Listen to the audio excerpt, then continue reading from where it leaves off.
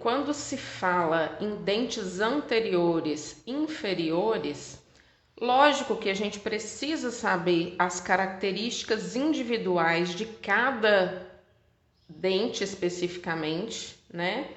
A gente precisa saber das diferenças e semelhanças entre os dentes, entre a morfologia de cada um deles. E quando a gente vai colocar isso no sorriso, né? A gente precisa saber que para fazer esse arranjo, nós necessitamos saber qual que é a relação desses dentes inferiores com os dentes anteriores superiores, que são os antagonistas deles, né? Então a gente vai ter que fazer um arranjo não só bonitinho. A gente tem que pensar que os dentes eles não são só para enfeitar o sorriso, eles têm função, né? Então a gente tem que fazer um arranjo que seja natural, não precisa ser tudo muito certinho, não precisa ser uma teclinha de piano, né? Mas a gente tem que colocar harmônico, mais natural e levar em consideração as guias, tanto as guias anteriores desses dentes e as guias laterais, tá? Então, as guias caninas.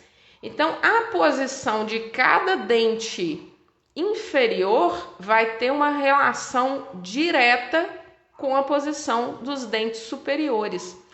Lembra que a gente falou da posição do canino, por exemplo? Que o canino eu posso colocar ele com a incisão um pouquinho inclinada, né, para palatina, ou eu posso girar ele um pouquinho, que aí dá uma característica de dente mais masculino, né, um dente mais robusto, tá? Então, esse canino que eu vou fazer nos inferiores, ele precisa estar numa posição que eu vá conseguir essa guia lateral de maneira bem tranquila, bem suave. E quando eu vou fazer essa guia lateral, isso é muito importante, gente, isso é muito sério. Só o canino pode tocar. Então, quando eu fecho a boca, quando eu ocluo, os dentes têm que tocar, tem que ter um toque leve no canino. E quando eu arrasto, somente o canino pode fazer essa guia. Essa força tem que estar presente apenas no canino, porque o canino ele tem o formato ideal, tá? Para absorver essa força.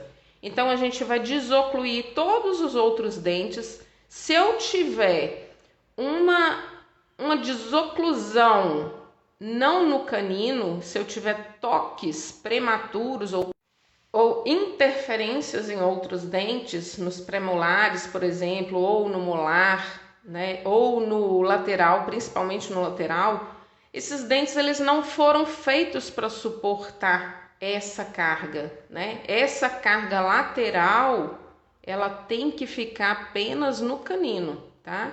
Então, quando a gente for inserar esses dentes inferiores, temos que tomar muito cuidado em colocá-los em posição que seja harmônica, né? Bonita, estética, mas precisamos levar em consideração as guias, tanto as guias anteriores quanto as guias laterais.